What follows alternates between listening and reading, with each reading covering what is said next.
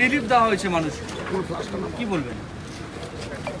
দেখুন, জিএসটি নিয়ে গত এক মাস আগে যে ঘোষণা করা হয়েছে যে জিএসটি রিস্ট্রাকচারিং করে যে 4টে স্ল্যাব ছিল সেটা কমিয়ে 2টো স্ল্যাব করা হচ্ছে এবং মানুষকে রিলিফ দেওয়া হচ্ছে। এবং প্রধানমন্ত্রী কালকে দেশের উদ্দেশ্যে ভাষণ দিতে গিয়ে বলেছেন যে জিএসটি বাঁচাত উৎসব। তার মানে 2017 থেকে যবে থেকে জিএসটি হয়েছে, 17-18 থেকে কি 8 বছর জিএসটি লুট উৎসব চলেছে? 8 বছর জিএসটি লুট উৎসব চলেছে, তার মানে তাদের কথাই, তাদের যুক্তিতেই। আর এরা এখন চাপে পড়েছে, 240টা আসনে নেমেছে, তাই জিএসটি কমছে। সুতরাং প্রতিষ্ঠিত বিজেপি হারলে ট্যাক্স কমবে আর বিজেপি জিতলে ট্যাক্স বাড়বে। এ তো দিনের আলোর মতো পরিষ্কার। বিজেপি হেরেছে বলে জিএসটি কমেছে। 10 বছরে তো জিএসটি কমে, 10 বছরে তো মানুষকে কোনো রিলিফ দেওয়ার কথা বলা হয়নি। আজকে যেভাবে দেশটা এবং দেশের অর্থনীতি রসাতলে পাঠিয়েছে এই বিজেপি সরকার, আমরা তো দেখেছি। জিএসটির কোনো রেকমেন্ডেশন, স্টেটের রেকমেন্ডেশন কনসিডার করা হয় না। জিএসটি আদায় করার পর স্টেটের যে ডেভলিউশন, স্টেটের যে অংশটা, সেটা টাইমলি পৌঁছানো হয় না। বিরোধী রাজ্যগুলোতে যেখানে বিজেপির সরকার ক্ষমতায় নেই, সেই সমস্ত রাজ্যে টাকা আটকে রাখার একটা প্রচেষ্টা, মানুষের অর্থনীতিকে রসাতলে পাঠানোর একটা প্রচেষ্টা, এটা আমরা দেখেছি। এবং জিএসটি নিয়ে যে কৌশলটা কেন্দ্র সরকার নিয়েছে, মানুষের উপর ছেড়ে দিন। মানুষ অনেক বুদ্ধিমান, আমার আপনার থেকে অনেক বেশি বুদ্ধিমান। মানুষ জানে যে বিজেপি, ওই কথায় আছে না, খেলায় না পড়লে বিড়াল গাছে ওঠে না, বাংলা একটা প্রবাদ আছে। বিজেপি হেরেছে মানে 60টা আসন কমেছে, 303 থেকে 240 হয়েছে, তাই জিএসটি 27 থেকে 18 হয়েছে। বিজেপি যদি 200 হতো তাহলে 18% জিএসটি 9% হতো। আর যেদিনকে বিজেপি শূন্য সেদিনকে জিএসটি শূন্য। মানুষ বিচক্ষণ, মানুষ সিদ্ধান্ত দিক, ঠিক আছে। এটা বিভ্রান্তিও ছড়াচ্ছে এটা নিয়ে, যারা আজকে যাচ্ছেন বাজারে তারা পুরনো দামে কিনতে হচ্ছে। মানে আজ থেকে যেখানে লাগু এই নিয়ে তো দেখুন, নোটবন্দির সময় তো একই জিনিস হয়েছিল। নোটবন্দির সময় তো একই জিনিস হয়েছিল। আজকে এর উপর তো কোনো নিয়ন্ত্রণ নেই। আমি যেটা বারবার বলে আসি আপনারা বারবার এটাকে বলি, আপনারা শোনেন না, যে বিজেপি যে সিদ্ধান্তগুলো নেয়, সিদ্ধান্তগুলোর কোনো অ্যাকাউন্টেবিলিটি নেই। বিজেপি এনআরসির কথা বলেছে, কোনো অ্যাকাউন্টেবিলিটি নেই। বিজেপি নোটবন্দির কথা বলেছে, নোটবন্দি ব্যর্থ, কোনো অ্যাকাউন্টেবিলিটি নেই। বিজেপি কৃষি আইনের কথা বলেছিল, 750 গরিব কৃষক আত্মহত্যা করেছে, কোনো অ্যাকাউন্টেবিলিটি নেই। অ্যাকাউন্টেবিলিটি যদি না থাকে, এটা এত বড় বড় কথা।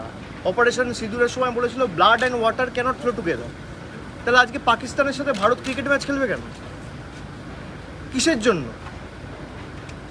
আপনি প্রিয়কে পাক অধিকৃত কাশ্মীর, সেটাকে আগে তো দেশের দখলে আনতে হবে। এবং আমরা তো পলিটিক্যাল আইডিওলজি ডিফারেন্ট থাকলেও আমাদের রাজ্যের মুখ্যমন্ত্রী, দলের সভানেত্রী, তিনি বলে দিয়েছে এ বিষয়ে কেন্দ্র যা সিদ্ধান্ত নেবে আমরা তাদের সমর্থন করি। এই যে ডবল স্ট্যান্ডার্ড, হিপোক্রেসি, দ্বিচারিতা, এটা তো প্রমাণিত। যে আপনার অ্যাকাউন্টেবিলিটি কোথায়? আজকে আপনি নোটবন্দি করে 140 জন লোককে মৃত্যুর মুখে ঠেলে দিয়েছে, লাইনে দাঁড়িয়ে নোটবন্দি করতে গিয়ে, নোট পাল্টাতে গিয়ে মারা গেছে স্ট্রোকে, হিটে। এর মৃত্যুর দায় কার? সিএ এর জন্য এত লোক, আমার এখানে ডায়মন্ড হারবারে ফলতায় একটা ছেলে 18-19 বছরের বয়স আত্মহত্যা করেছিল, তার বাড়ি আমি গেছিলাম। এই মৃত্যুর দায় কার? এগুলো তো জবাব দিতে হবে। এই জিএসটি আমি ঘোষণা করে দিলাম, কোনো বাস্তবায়ন নেই, সঠিক রূপায়ণ নেই, তার কারণ অ্যাকাউন্টেবিলিটি নেই। বিজেপি ক্ষমতা ভোগ করছে অ্যাকাউন্টেবিলিটি ছাড়া। এটা ডেডলি কম্বিনেশন, পাওয়ার উইদাউট অ্যাকাউন্টেবিলিটি। মানুষকে জবাবদিহি করতে হবে, জবাবদিহিতা নেই। আপনি জবাবদিহিতা যদি কোথাও না থাকে, সে সরকার কাজ করবে কেন? আমরা গত 10 বছরে, গত 14 বছরে আমাদের সরকার কি কাজ করেছে পুঙ্খানুপুঙ্খ হিসাব আমি এখানে ডায়মন্ড হারবারে 5 বছরের এমপি আমি প্রতি বছর দিই। কেন্দ্র সরকার দেবে না কেন? আপনি বাংলা থেকে কত টাকা তুলে নিয়ে গেছেন আর বাংলা থেকে কত টাকা দিয়েছে, খালি এইটুকু হিসাব বার করুন। আমি বিজেপিকে চ্যালেঞ্জ করছি যে গত 10 বছরে আপনি বাংলার থেকে ডাইরেক্ট ট্যাক্স আর indirect tax, GST, income tax, অমুক ট্যাক্স এর মাধ্যমে বাংলা থেকে কত টাকা নিয়ে গেছেন আর তার পরিবর্তে বাংলায় কত টাকা দিয়েছে। প্রধানমন্ত্রী এসে বলেছিল যে আমরা আবাসে টাকা দিয়েছি, 100 দিনের টাকা দিয়েছি। আমি বলেছিলাম শ্বেতপত্র প্রকাশ করুন, পেরেছে? অ্যাকাউন্টেবিলিটি নেই। 100 দিনের টাকা বলতো তৃণমূল দুর্নীতি করেছে বলে আমরা টাকা আটকে রেখেছি। হাইকোর্ট অর্ডার দিয়েছে, সেই অর্ডারকে চ্যালেঞ্জ করে সুপ্রিম কোর্টে কে গেছে? আমি যাইনি, কেন্দ্র সরকার গেছে। তার মানে মানুষকে টাকা দেওয়ার উদ্দেশ্য আপনার নেই। আপনি চান না 69 লক্ষ জব কার্ড হোল্ডার যাদের জীবন জীবিকা 100 দিনের কাজের উপর নির্ভরশীল তারা টাকা পাক, তাদের মুখে হাসি ফুটুক, তারা পুজোয় একটা নতুন জামা কিনুক। আপনি চান এদের কী করে গলা টিপে মারা যায়, কী করে এদেরকে শিক্ষা দেওয়া যায়। আর জিএসটি কারা করেছে? গরিব মানুষ চাই বিস্কুট খায়, সেই বিস্কুটের উপর জিএসটি কত আর হিরের উপর জিএসটি কত দেখুন না। মায়েরা রান্না করে, জিরের উপর জিএসটি 18% আর হিরের উপর জিএসটি 3%। তো বিজেপি করেছিল। দুধের উপর জিএসটি, বাচ্চার খাবারের বিস্কুটের উপর জিএসটি। আমি তো বাজেটে বলতে গিয়ে বলেছি শরীরে মাখে সে সর্ষের তেল থেকে শরীরে মাখে সে বডি অয়েল থেকে শুরু করে, রান্নায় সর্ষের তেল থেকে শুরু করে, শ্যাম্পু থেকে শুরু করে, বিস্কুট থেকে শুরু করে, আটা থেকে শুরু করে, কিসে জিএসটি নেই? কাপড়, জামা, জুতো, প্যান্ট, ঘড়ি সবে জিএসটি। খাতা, পেন, কিসে জিএসটি নেই? তো ট্যাক্স করে অর্থনীতির 12টা বাজিয়ে দিয়েছে। এটা তো ভাবতো যে জগৎটাকে আমাদের ইচ্ছা মতো চালাবো। মানুষ এদেরকে বেগ দিয়েছে, এখন উপায় নেই, জিএসটি কমাতে হচ্ছে। আমি আপনাদের বলছি এই জিএসটি আরও কমবে। আপনি যদি মোদী সরকারের উদ্দেশ্য থাকতো তাহলে তো জিএসটি আজ থেকে 4 বছর আগেও কমতে পারত, 2 বছর আগেও কমতে পারত, 3 বছর আগেও কমতে পারতো। তা তো কমেনি। কেন কমেনি? তার কারণ এরা ভেবেছিল ধর্মে ধর্মে বিভাজন তৈরি করে ভোট আদায় করবে। যে অযোধ্যার রাম মন্দিরকে সামনে রেখে প্রচার করেছিল সে অযোধ্যায় হেরেছে। এটা মানুষ প্রত্যাখ্যান করেছে। আর বাংলার মানুষ তো পথ দেখিয়েছে। বাংলার মানুষ তো 2014 থেকে শুরু করে 19, 21, 24 পঞ্চায়েত, পুরসভা, লোকসভা, বিধানসভা প্রত্যেকটা নির্বাচন এদের গোহারা হারিয়েছে। তাই এদের রাগ। বলছি কালকে চন্দ্রনাথ সিনহাকে হেফাজতে চাইছে ইডি, কালকে অর্ডার আছে, এটা নিয়ে সাবজুডিস ম্যাটার। আমি তো ইডিতে চাকরি করি না, আমি বিচারক না, আমি কি করে বলবো? তদন্তকারী সংস্থা কি চাইছে আর বিচারক কি করবেন সেটা তদন্তকারী সংস্থা অ্যাপিল করবে, আর বিচার ব্যবস্থার উপর যারা আস্থা রাখেন তাদেরকে অপেক্ষা করতে হবে।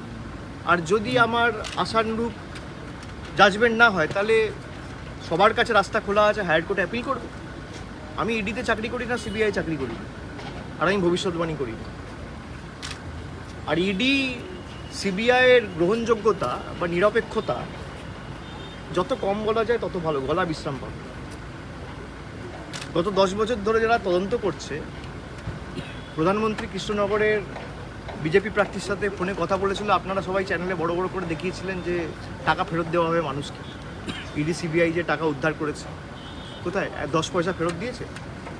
আমাদের সরকার সারদা হওয়ার পর এফআইআর করে আমাদের সরকার সুদীপ্ত সেনকে অ্যারেস্ট করেছিল। আমাদের মুখ্যমন্ত্রী শ্যামল সেন কমিশন করে মানুষকে টাকা দেওয়ার প্রক্রিয়া শুরু করেছিল। আমরা বলে করেছি, ওরা করুক। সব বলার করার মধ্যে পার্থক্য আছে। ইডি সিবিআইয়ের কি ভূমিকা আমরা সবাই দেখেছি। আর এরা কত নিরপেক্ষ। আজকে যে বিজেপিতে চলে যাবে সে তার 7 খুন মাপ, সে ধোয়া তুলসী পাতা। আর বিরোধী দলের কেউ যদি থাকে বিজেপির বিরুদ্ধে লড়াই করবে, ইলেকশন এলেই তাকে টর্চার করো, হেনস্থা করো, তার পিছনে এজেন্সিকে লেলিয়ে দাও। এই তো বিজেপির কাজ।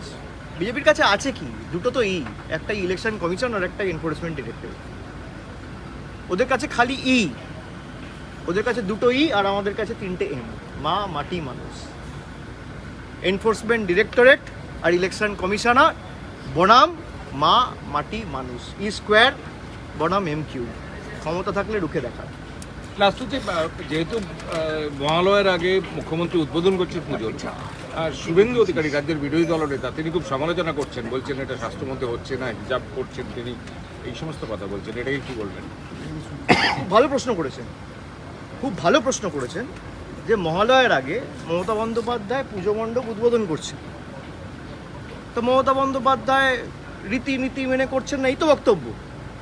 তাহলে আপনি এবিপি আনন্দ সাংবাদিক গিয়ে পাল্টা শুভেন্দু অধিকারীকে প্রশ্ন করছেন না কেন যে নরেন্দ্র মোদী এপ্রিল মাসে রামনবমী ছিল, আর 21শে জানুয়ারি রাম মন্দির উদ্বোধন করেছিল 3 মাস আগে। সেটা কি দ্বিচারিতা না দ্বিচারিতা না?